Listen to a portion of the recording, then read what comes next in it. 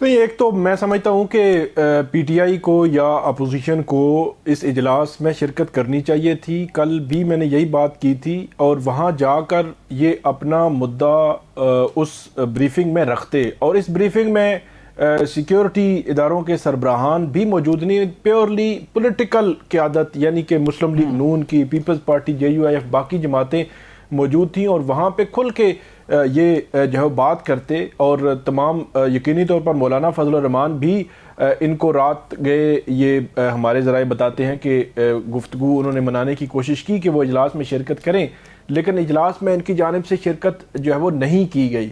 اب دوسری جانب پی ٹی آئی کے جو حلقے ہیں ان سے جب ہم نے بات کی کہ یہی سارا مدعا کہ آپ جاتے بات کرتے وہاں پہ، تو ان کا یہ کہنا اور ان کا یہ ماننا ہے کہ حکومت جو ہے وہ بڑی خاموشی کے ساتھ جو ہے وہ عمران خان کو مائنس کر رہی ہے.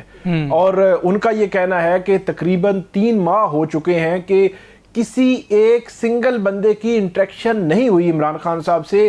بیرسٹر سلمان صفدر صاحب کی کیونکہ فرینڈ آف کورٹ تھے، انہوں نے اس کے علاوہ کوئی بات نہیں کی، تو اس کو آپ اس طرح لے بھی نہیں سکتے. فیملی، وکلا، ان میں سے لیڈرشپ میں سے کسی کی ملاقات نہیں ہوئی. تو پی ٹی آئی کے اندر ایک چیز جو ہے وہ یہ بھی سینس وہ کر رہے ہیں کہ بڑے جو ہے وہ خاموشی سے حکومت جو ہے عمران خان کو مائنس کر رہی ہے، اور اس کی وجہ سے پھر لیڈرشپ پر کارکنان کا بہت پریشر ہوتا ہے کہ جب عمران خان اگر مائنس ہوں گے اور آپ ان کے بغیر کوئی مشورہ کیے، بغیر ملے اگر آپ کسی بھی بریفنگ میں جاتے ہیں تو آپ انڈورس کریں گے حکومت کی اس ایکٹیویٹی کو، تو اس لیے آپ نہ جائیں. تو زیادہ پریشر جو ہے وہ پی ٹی آئی کی قیادت وہ سوشل میڈیا کا بھی لیتی ہے، اور انہوں نے پھر اسی سینس میں ہماری جو ذرائع بتاتے ہیں کہ عمران خان مائنس کیا جا رہا ہے تو اس وجہ سے انہوں نے شرکت نہیں کی تاکہ حکومت پر قدرے کوئی پریشر آئے. لیکن میرے خیال میں حکومت پر کوئی پریشر نہیں آیا. اس سے قبل بھی 6-8 مہینے پہلے بھی کوئی اس قسم کی ایکٹیویٹی تھی جہاں پہ تمام پولیٹیکل پارٹیز کو بلایا گیا تھا. پی ٹی آئی نے جو ہے وہ اس کا بائیکاٹ کیا تھا، لیکن اس کے بعد ہم نے دیکھا کہ ساری چیزیں سموتھلی چلتی رہیں. پارلیمنٹ کے اجلاس ہو رہے ہیں، پریس کانفرنسز، سب کچھ سموتھلی چلتا رہا. انہوں نے فیل بھی نہیں کیا. آج بھی اعظم تارڑ صاحب اور دیگر وزراء نے بات کی جی آنا چاہیے تھا، یہ نہیں آئے اور قومی سلامتی کے معاملے پر اکٹھے نہیں ہوئے. تو پی ٹی آئی اپنی بات کر کے آگے بڑھ چکے ہیں. اب پارلیمنٹ میں ان کیمرہ بریفنگ ہوگی یا نہیں ہوگی یا کب ہوگی یہ ایک الگ سوال موجود ہے، لیکن یہ ایک رفٹ. اس میں ایک اور جو چیز ہے حمزہ صاحب، میرا خیال ہے حکومت کو تھوڑا سا دل بڑا کر لینا چاہیے کہ نہیں کیوں بڑا کرنے دیں. نواز شریف صاحب جو حمزہ صاحب کہتے ہیں حکومت کو وہی کرنا چاہیے. مارتے جائیں آپ اپوزیشن کو، مارتے جائیں اپوزیشن کو، مارتے جائیں. بعد میں نے کہ آج آپ ہماری مرضی آپ آ جائیں. نہیں you are putting your words. میں نے تو انتظار کرنا. ایک چیز جو اس وقت تھی، اس وقت کی قیادت تھی، یعنی کہ نواز شریف صاحب تھے، زرداری صاحب تھے، ایون شاید خاقان عباسی یا دیگر جتنی بھی قیادت تھی پچھلے دور میں ہم دیکھتے ہیں ان کے ساتھ ملاقاتیں کبھی بند نہیں ہوئی. مطلب نواز شریف صاحب جب یہ ان کو 50 روپے کے اسٹامپ پہ بھی بھیجا گیا ہے، دیگر جو ایشوز تھے ان کو اسٹامپ پہ بھی بھیجا گیا ہے، ملاقاتیں بند نہیں ہوئی. مطلب ان کے ساتھ ملاقات ہوتی تھی، مشاورت، اور اس کے بعد فیصلہ ہو جاتا تھا. اب کی بار یہ ریسنٹ پاسٹ میں پچھلے میں سمجھتا ہوں کہ 2010 کے بعد جتنے بھی جو پولیٹیشنز ہیں جیلوں میں گئے ہیں، یہ ایک پہلی ایگزامپل ہے کہ ایک پولیٹیشین یا ایکس پرائم منسٹر ہے، 3 ماہ ہو گئے ہیں ان کے ساتھ رابطہ منقطع ہے ایک پارٹی کا، اور وہ الٹیمیٹلی ایک صوبے میں، مرکز میں، پنجاب میں، مختلف جگہوں پہ ان کی پارٹی جو ہے وہ لیڈ کرتی ہے. اچھی خاصی اس کی نشستیں، اچھا خاصا جو ہے وہ پارلیمانی اس سیاست میں ان کا حصہ ہے.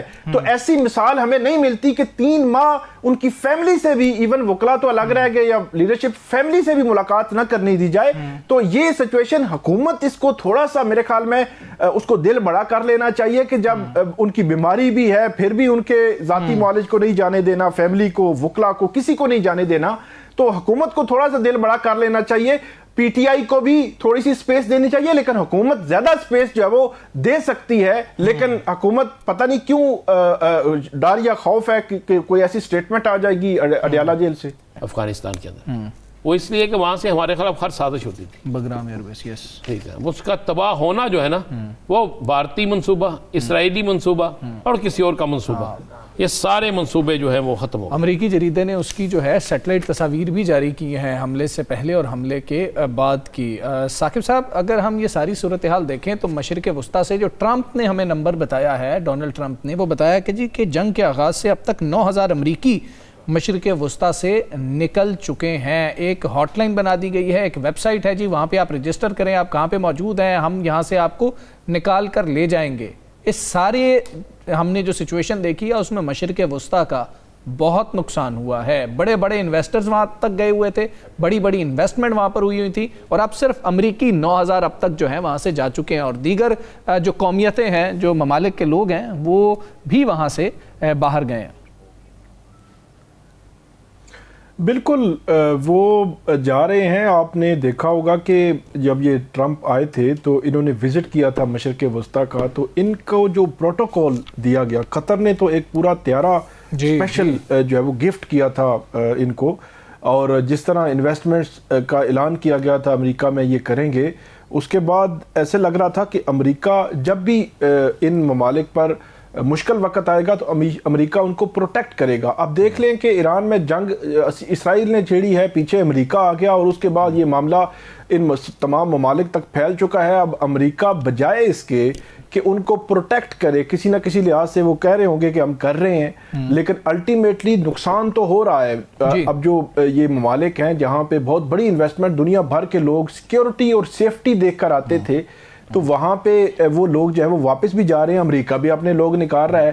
ایران کا مطمع نظر بظاہر یہی نظر آتا ہے کہ وہ ان ممالک کو ٹارگٹ کر کے امریکہ کو پریشرائز کرنا چاہتا ہے, یا ابنائے ہرمز کو بند کر کے امریکہ کو پریشرائز کسی طریقے سے کرنا چاہتا ہے کہ وہ پیچھے ہٹے, کیونکہ پوری دنیا اس سے جو ہے وہ متاثر ہوگی. لیکن حمزہ صاحب, میں ایک بات کہوں گا کہ ایک چیز نے بہت ہی زیادہ دکھی کیا ہے, وہ تقریباً 168 پلس جو بچیاں تھیں, اور ان بچیوں کی ایج 10 سال کے راؤنڈ اباؤٹ بتائی جاتی ہے, ان کو اٹیک کر کے ان کو ہلاک کر دیا گیا, اور اسرائیل, امریکہ کوئی اس کی ذمہ داری لینے کے لیے تیار نہیں ہے. بین الاقوامی میڈیا ان کے نام لکھنے کے لیے تیار نہیں ہے. کیا یہی واقعہ کسی جو برطانیہ میں, امریکہ میں, کسی یورپ کے کسی ملک میں ہو جاتا, وہاں 1-2 ہلاکتیں بھی ہو جائیں تو وہاں جو ہے وہ پورا طوفان جو ہے وہ آ جاتا ہے اور پوری ریاست ہل جاتی ہے. لیکن یہاں پہ دنیا جو ہے وہ اتنی سخت جان ہو چکی ہے کہ 168 وہ بچے, معصوم بچے, ان کو جو ہے وہ اتنی بے دردی سے مارا گیا.